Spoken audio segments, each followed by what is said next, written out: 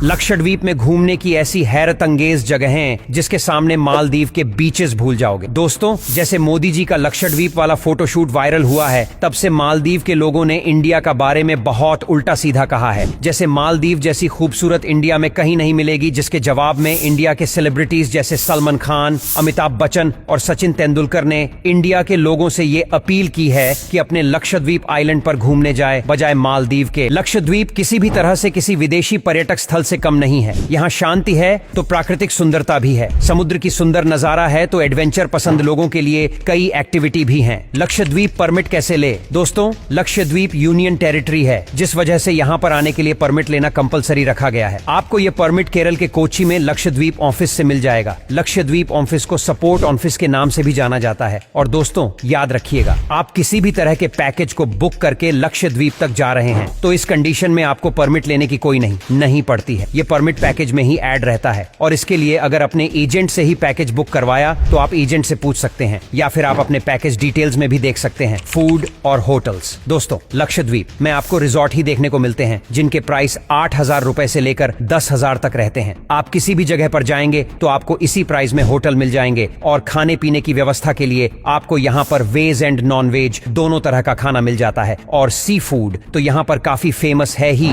आप यहाँ पर सी फूड को भी एंजॉय कर सकते हैं, या फिर आप वेग कर सकते हैं, या फिर नॉन वेज भी खा सकते हैं, जिसका आपको पढ़ने के हिसाब से 1,000 तक का खर्च बैठता है खाने पीने का। लक्षद्वीप में कई पर्यटन स्थल हैं जिनमें ये शामिल हैं। कवरात्ती आइलैंड, सफेद रेत वाले इस आइलैंड से खूबसूरत सनसेट देखा जा सकता है। कहते हैं डूबते सूरज की खूबसूरती दिल में उतर जाया करती है। कुछ ऐसा ही दिल में घर कर लेने वाला नजारा कवरात्ती आइलैंड से नजर आता है। कवरात्ती में आप कम से कम 2 दिनों के लिए रुक सकते हैं। बीच पर घूमना और शांति महसूस करने के लिए यह जगह अच्छी है। यहाँ आप परिवार के साथ भी जा सकते हैं या फिर सोलो भी प्लान बनाया जा सकता है। मिनिकॉय आइलैंड, यदि आप मिनिकॉय द्वीप की सुंदरता में डूबे हुए कुछ दिन बिताना चाहते हैं तो आप अपनी यात्रा के दौरान आनंद लेने के लिए असंख्य गतिविधियों की खोज करके प्रसन्न होंगे। आप न केवल दर्शनीय स्थलों की यात्रा में शामिल हो सकते हैं और लुभावने परिदृश्यों को देखकर आश्चर्यचकित हो सकते हैं, बल्कि आप एक रोमांचक नाव की सवारी भी कर सकते हैं जो आपको द्वीप के आसपास के क्रिस्टल साफ पानी के माध्यम से एक अविस्मरणीय साहसिक यात्रा पर ले जाएगी। इसके अतिरिक्त मिनिकॉय द्वीप एक उत्कृष्ट लंबी पैदल यात्रा दृश्य का दावा करता है जो बाहरी उत्साही लोगों को इसके सुंदर मार्गों का पता लगाने और प्रकृति के आश्चर्यों में डूबने का अवसर प्रदान करता है। पिट्टी बर्ड सैंक्चुरी, अगर आप काल्पनी आइलैंड पर रुके हैं तो यहाँ से छोटी नाव लेकर पिट्टी बर्ड सैंक्चुरी तक आ सकते हैं। इस छोटे से आइलैंड पर आपको अलग अलग तरह के पक्षी नजर आएंगे। स्नॉर्कलिंग के लिए भी यह जगह अच्छी है। यहाँ 2 से 3 घंटे बर्ड्स को देखने के लिए रुका जा सकता है। अमीनी बीच,